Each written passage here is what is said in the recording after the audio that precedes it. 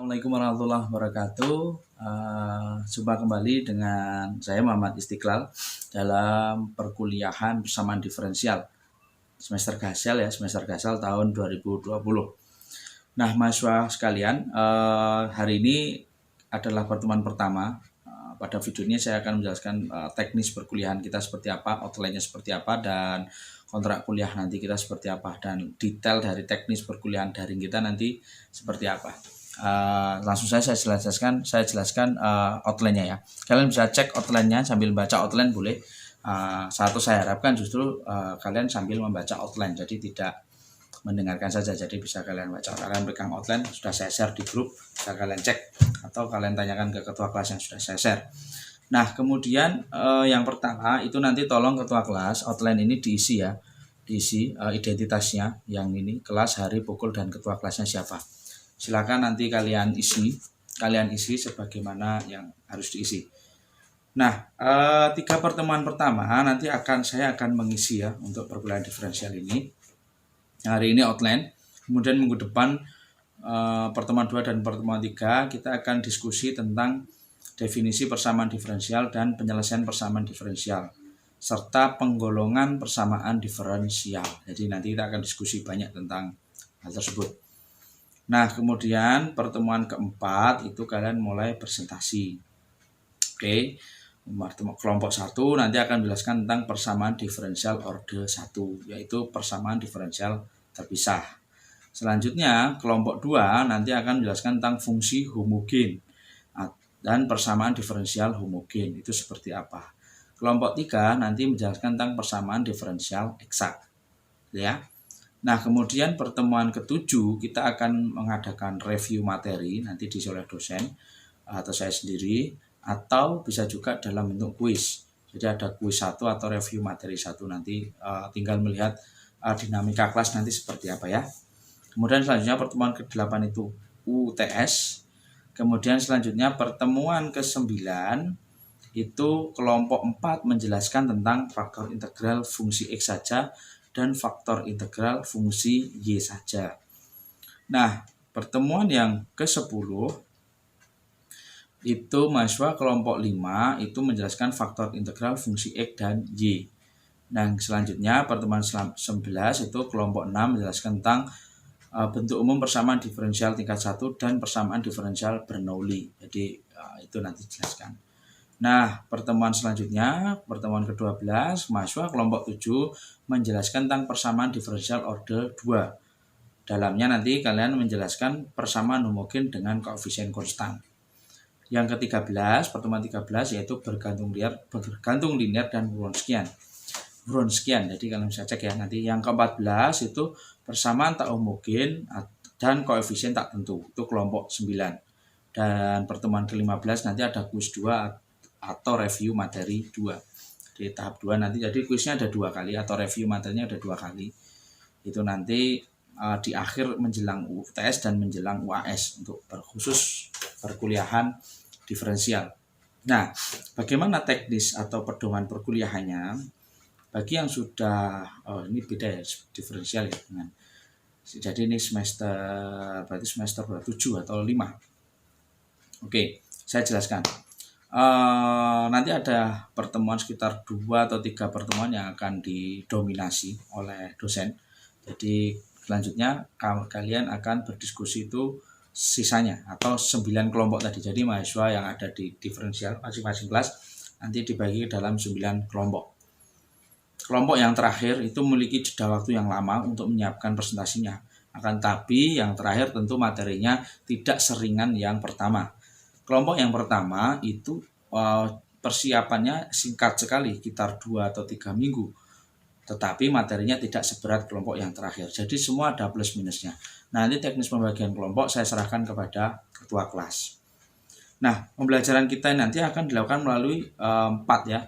WhatsApp, kemudian YouTube, kemudian Google Classroom, dan absensi nanti Google Form. Jadi supaya masing-masing punya kelebihan ya. WhatsApp itu lebih responsif, kemudian kalau YouTube itu lebih efisien jadi atau efektif dalam penyampaian materi. Kalian bisa mengulang-ulang dan tidak hilang, tidak membebani memori kalian. Kalian bisa mengulang kapanpun. Kalau di WA nanti video yang di WA nanti hilang dan berat, memori HP juga mungkin beberapa tidak kuat. Nah, kemudian Google Classroom itu untuk mengorganisasikan tugas itu cukup efisien, efektif. Nah, kalau Google Form nanti untuk rekap absensi itu juga terekam dengan baik, tidak acak-acakan. Jadi tidak mengurutkan atau tidak pencar-pencar kemana-mana datanya. Gitu ya. Kemudian nanti tolong ketua kelas membuat akun YouTube kelas, jadi kelas misalnya YouTube persamaan diferensial A. Nah, itu jadi.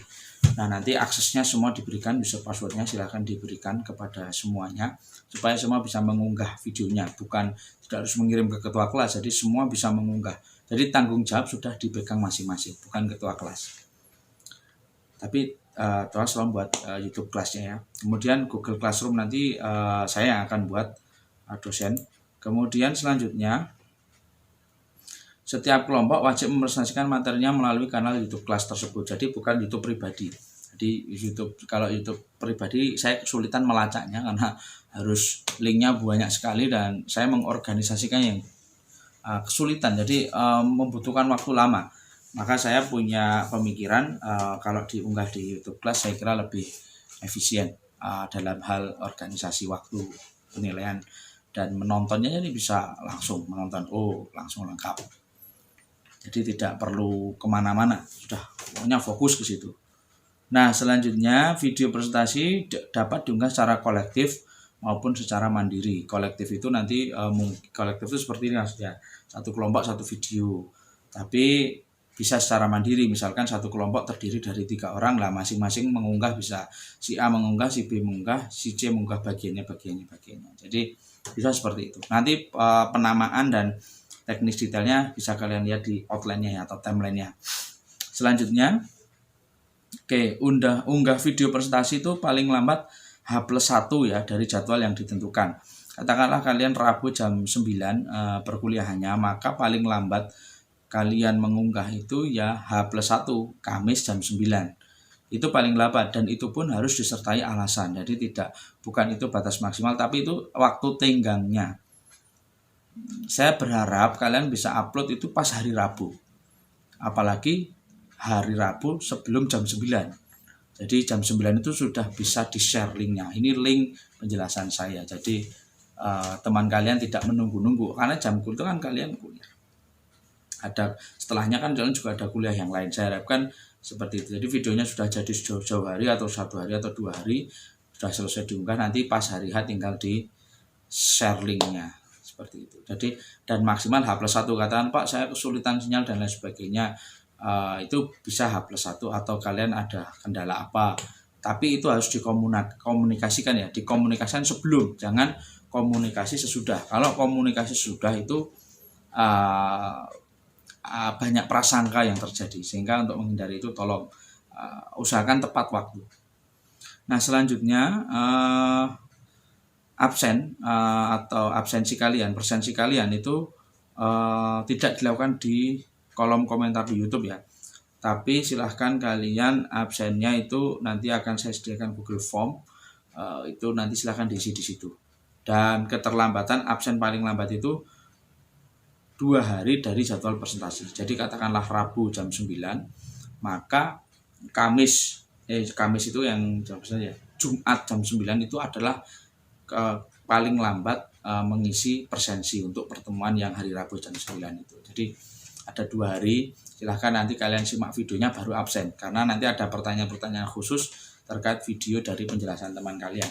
Kalau kalian nggak nonton ya nanti pertanyaannya kalian jawab juga nggak pas. Jadi silahkan kalian tonton dulu baru absen, jangan absen dulu baru nonton. Biasanya absen dulu nanti nggak nonton, jatuhnya kalian kelewatan banyak, ngejarnya kerepotan. Nah, diferensial ini cukup rumit daripada perkuliahan yang lain, perkuliahan sebelumnya. Itu diferensial ini butuh nalar yang cukup tinggi atau kemampuan berpikir yang cukup tinggi. Nah, selanjutnya persamaan pertanyaan nanti disampaikan melalui grup WhatsApp dalam jangka waktu 1 minggu. Jadi 1 minggu itu nanti kalian bisa diskusi, saling bertanya menjawab pertanyaan-pertanyaan yang muncul dan sebagainya itu lewat situ, lewat grup WhatsApp.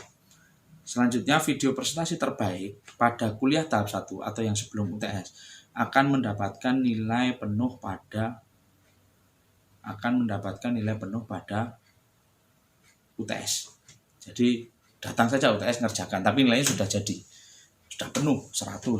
Kalau videonya itu saya nobatkan atau saya pilih sebagai video presentasi yang terbaik. Nah, video presentasi terbaik pada program tahap 2 itu nanti akan mendapatkan nilai penuh pada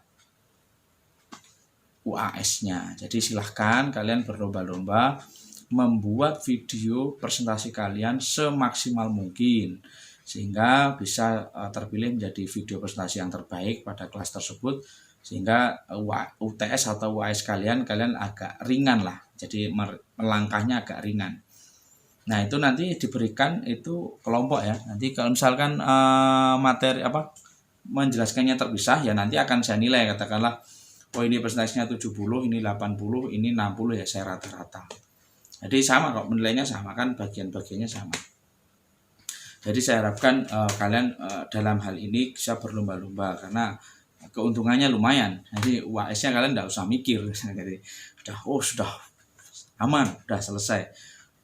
Presentasinya dapat nilai bagus, UAS-nya dapat nilai bagus. Jadi sudah ngunci 2 nilai. Lumayan ya. Nah, tapi kalau enggak ya, kalau misalkan belum presentasinya tidak mendapat nilai yang terbaik, ya UAS-nya harus dimaksimalkan nanti.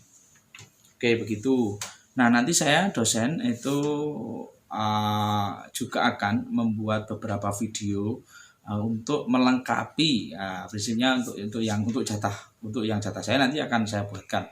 Tapi kalau yang sudah presentasikan teman kalian, nanti sifat video saya adalah melengkapi, baik itu mungkin latihan soal atau melengkapi teori yang kurang atau teori yang melenceng, nanti saya luruskan dan sebagainya. Jadi sifatnya melengkapi. Artinya video itu tidak harus ada. Jika dirasa perlu, saya akan membuat video tersebut. Tapi kalau sudah bagus, sudah jelas, ya kalau saya membuat video itu juga yang ngapain? Sudah dijelaskan dengan rinci oleh teman kalian, saya kira sudah cukup. Nah, tapi kalau dirasa perlu nanti akan saya buatkan. Kemudian selanjutnya keterangan tambahan 80% nanti kuliahkan adalah cooperative learning ya. Jadi semua silahkan berpendapat, jika ada yang bisa itu silahkan berpendapat. Kalau presentator tidak bisa, mungkin ada yang lain yang bisa, silahkan menjawab. Atau mungkin saya pribadi terbatas informasi, kalian mungkin lebih banyak informasinya, ya silahkan, boleh saja, kita terbuka, ini forum diskusi ilmiah ya. Jadi forum akademik itu semua bebas menyampaikan hasil pemikirannya selama disampaikan dengan cara yang santun. Nah, keterangan tambahan selanjutnya adalah mahasiswa akan dibagi dalam kelompok ya. Tadi ada 9 kelompok, nanti saya pasrahkan kepada ketua kelas kelompoknya. Silakan nanti akan dibuat seperti apa. Yang penting saya dapat laporan 9 kelompok. Kemudian diharapkan bisa dapat mengikuti kelas secara maksimal ya. Jadi jangan tertinggal. Kedisiplinan dan kejujuran itu poin penting dalam setiap perkuliahan saya. 2 kunci itu, jadi harus jujur dan disiplin. Kalau itu udah pokoknya dasar sekali, harus kalian penuhi. Kemudian ketertinggalan pada satu materi akan menyulitkan kalian pada materi berikutnya. Jadi saya harapkan kalian bisa optimal dalam menyimak materi-materi yang ada. Kalau ada pertanyaan, tanyakan. Ya nanti akan kita cari jawabannya bersama-sama, gitu ya. Kemudian yang terakhir saya akan jelaskan tentang aspek penilaian. Kehadiran nanti dinilai 10%, kuis atau tugas atau keaktifan itu 15%, presentasi itu 25%, UTS 25%, UAS 25%. Kalau kalian hadir terus, dah 10% kalian dapat. Kemudian presentasi kalian bagus, dapat yang terbaik 25% kan. Kemudian dapat UTS-nya, katakan UTS 25, udah 60% itu. Nah, tinggal ngejar yang lain, enggak berat. Tapi kalau ada seapa adanya ya mohon maaf. Jadi ini adalah perkuliahan daring tahap 2. Jadi mungkin akan sedikit lebih ketat daripada yang semester kemarin ya perkuliahan daringnya. Jadi mohon kalian bisa lebih serius lagi dalam mengikuti perkuliahan ini. Jadi totalnya nanti 100% ya. Nanti file ini bisa kalian cermati lebih rinci lagi. Jika ada pertanyaan atau ada kendala dalam perkuliahan nanti, silahkan disampaikan ketua kelas atau disampaikan langsung kepada saya. Jadi segala sesuatu itu perlu komunikasi. Jadi sebelum semuanya terjadi atau jangan semuanya sudah terjadi kalian baru cerita. Jadi sebelum kendala-kendala itu berlarut-larut segera disampaikan. Nanti kita cari solusinya bersama-sama. Gitu ya, saya kira cukup penjelasan saya tentang perkuliahan persamaan diferensial semester ini. Saya harapkan kalian bisa maksimal dalam mengikuti perkuliahan semester ini meskipun daring.